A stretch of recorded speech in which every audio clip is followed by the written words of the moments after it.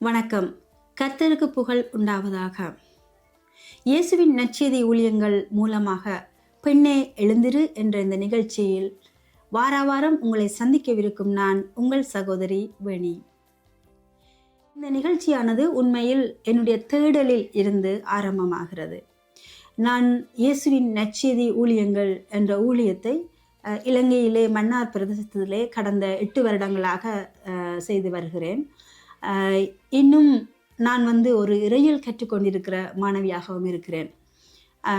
ஆகவே இந்த நான் கடந்த 8 வருடங்களாக நான் செய்து கொண்டிருக்கிற இந்த ஊழியம் வெற்றிகரமான ஊழியமாக இருக்கிறதா அப்படின்னு சொல்லி பார்த்தால் நிச்சயமாக இல்லை என்பதுதான் என்னுடைய பதில். பல தடவைகள் விழுந்து எழுந்து விழுந்து எழுந்து நான் இன்றைக்கு உங்கள் முன்னதாக பேசிக்கொண்டிருக்கிறேன்.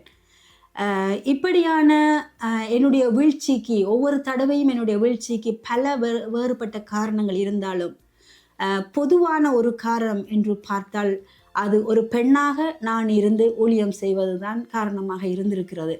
இந்த இப்படி அடிக்கடி நான் விழுந்து விழுந்து எழுந்தபடியினால் எனக்கு நிறைய மனச்சோர்வு ஏற்பட்டது. இந்த ஊழியத்தை எப்படி மற்ற பெண்கள் செய்கிறார்கள்? ஏனென்றால் என்னுடைய கண்கள் காண நிறைய பெண்கள் ஊழியம் செய்து கொண்டிருக்கிறார்கள்.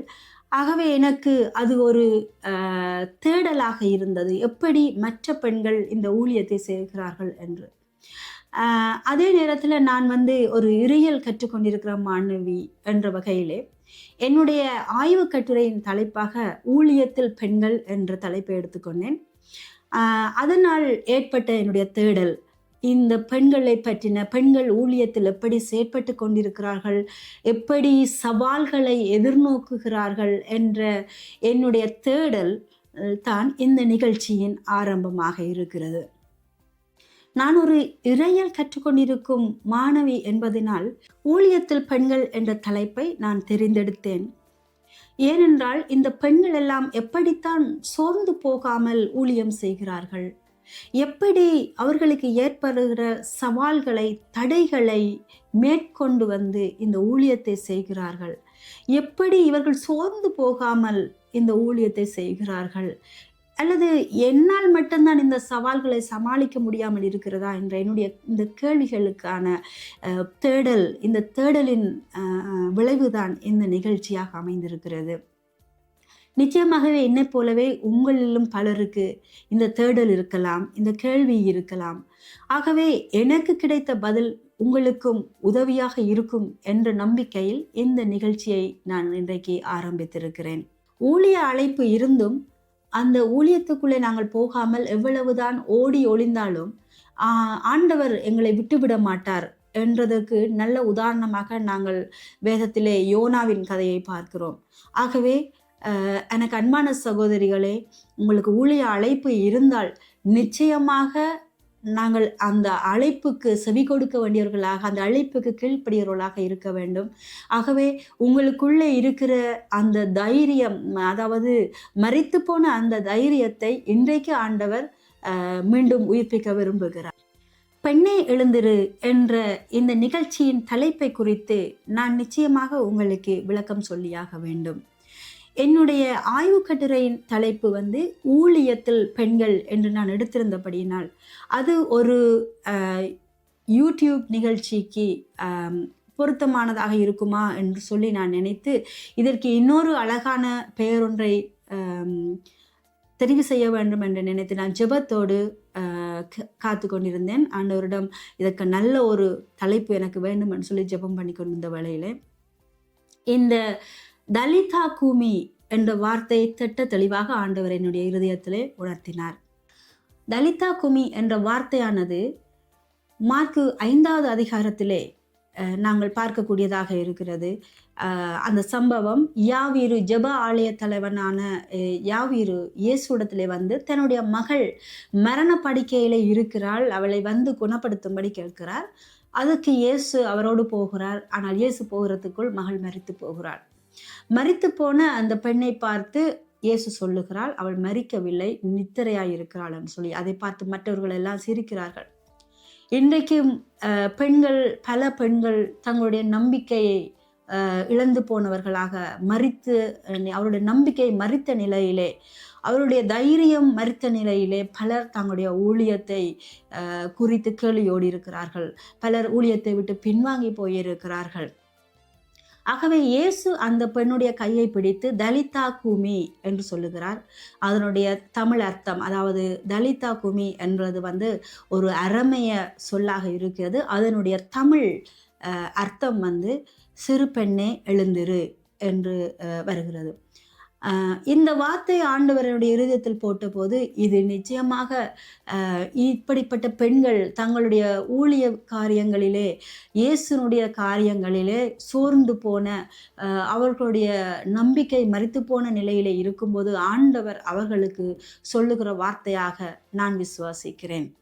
ஆகவே இந்த வார்த்தையை தமிழில் நான் இந்த நிகழ்ச்சிக்கு பொருத்தமாக பெண்ணே எழுந்திரு என்று ஆரம்பித்திருக்கிறேன். எனக்கு மிகவும் நெருங்கிய தோழி ஒருவர், மிகவும் அன்பான சகோதரி, ஒரு ஊழியக்காரி, தன்னுடைய ஊழிய பாதையிலே ஏற்பட்ட தாக்கங்கள், சோர்வுகள், ஏமாற்றங்கள், இதனாலே சோர்வடைந்து இன்றைக்கு ஊழியத்தை விட்டு பின்வாங்கி இருக்கிறார்கள். அவர் எனக்கு சொல்லுகிற விளக்கம், நான் ஆண்டவரோடு உறவில் இருக்கிறேன் என்றது போதுமானது என்ற மாதிரியான விளக்கங்களை சொல்லுவார்.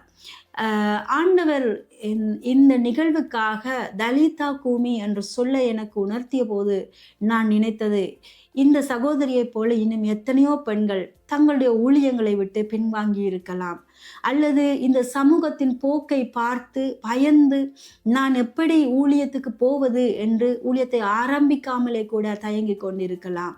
எனவே இந்த நிகழ்ச்சியானது நிச்சயமாக இப்படிப்பட்ட பெண்களை அவர்களுடைய ஊழியத்தை ஊக்குவிக்கிறதுக்காக, அவருடைய ஊழிய பாதையிலே வரக்கூடிய சவால்களை அவர்கள் எதிர்நோக்கக்கூடிய அளவுக்கு அவர்களுக்கு தைரியத்தை கொடுக்கக்கூடியதாக இந்த நிகழ்ச்சி அமையும் என்று நான் விசுவசிக்கிறேன். எனவே வருகிற வாரங்களிலே நாங்கள் ஊழியம் செய்து கொண்டிருக்கக்கூடிய பெண்களை நேர்காணல் கண்டு அவர்களுடைய அனுபவங்கள், அவர்களுடைய கருத்துக்கள், அவர்கள் எங்களுக்கு சொல்லக்கூடிய செய்திகளை வார வாரம் உங்களிடம் பகிர்ந்து கொள்ளப் போகிறேன். பெண்களின் ஊழியத்தை ஊக்குவிக்கத்தக்கதான வேறு கட்டுரைகள், ஆய்வுகள், கவிதைகள், இப்படி வெவ்வேறு வடிவங்களிலே வார வாரம் உங்களுக்கு கொடுக்க இருக்கிறேன். தவறாமல் வார வாரம் இந்த நிகழ்ச்சியை பார்த்து பயன்பெறுங்கள். என்னை போலவே பெண்களின் ஊழியத்தை ஊக்குவிக்கிறாக, பெண்களின் ஊழியத்தை உற்சாகப்படுத்துகிறவராக நீங்கள் இருந்தால் நிச்சயமாக நீங்களும் உங்கள் கருத்தை எனக்கு எழுதி அனுப்ப முடியும், உங்களுடைய ஆக்கங்களை எழுதி அனுப்ப முடியும். அதற்கான உங்கள் தொடர்புக்காக என்னுடைய தொலைபேசி இலக்கம் மற்றும் என்னுடைய மின்னஞ்சல் விவரங்கள் இந்த நிகழ்ச்சியின் கீழே உங்களுக்கு கொடுக்கப்பட்டிருக்கும். நீங்கள் அதை வைத்து என்னோடு தொடர்பு கொள்ள முடியும். இன்னும் வேறு வெற்றிகரமாக ஊழியம் செய்து கொண்டிருக்கிறவர்களை கூட, ஊழியம் செய்து கொண்டிருக்கிற பெண்களை நீங்கள் எங்களுக்கு அறிமுகப்படுத்தினால் நாங்கள் அவர்களுடைய தகவல்களையும் கூட ஏனையவர்களோடு பகிர்ந்து கொள்ள முடியும். எனவே இந்த நிகழ்ச்சி உங்களுக்கும் என்னுடைய தேடலுக்கும் பிரயோஜனமாய் இருக்கும் என்று நான் விசுவசிக்கிறேன். மீண்டும் அடுத்த வாரம் பெண்ணே எழுந்திரு என்ற நிகழ்ச்சியில் உங்களை சந்திக்கும் வரை உங்களிடமிருந்து விடைபெறும் உங்கள் சகோதரி வேணி. Praise the Lord, sister. Sister, உங்களை பற்றியும் உங்களுடைய ஊழியத்தை பற்றியும் நிகழ்ச்சியை பார்த்து கொண்டிருக்கக்கூடிய உங்கள் அனைவருக்கும் என் அன்பான வாழ்த்து. உணர்ந்து கொண்டீங்க, எது உங்களை அந்த ஊழியத்தை நோக்கி உந்தி தள்ளினது? நார்மலாக ஒரு ஆர்டினரி ஒரு விமன் பண்ணுறது காட்டிலையும் எக்ஸ்ட்ராடினரியாக நான் ஒன்று பண்ண வேண்டிய ஒரு சூழ்நிலையில் உந்தப்பட்டார்கள். ஆனால் இப்படி இல்லாமல், ஆண் துணை இல்லாமல் தனியாக ஊழியம் செய்யக்கூடிய பெண்களை பற்றின உங்களுடைய கருத்து என்ன? அவர்கள் எதிர்நோக்கக்கூடிய சவால்கள், அப்படியான சவால்களை நீங்கள் எதிர்நோக்கி இருக்குங்களா? இப்படியான விஷயங்களை பற்றி சொல்லுங்கள். இல்லையா, அதுதான் வேத புத்தகத்தில் இருக்குது ஆக்சுவலி.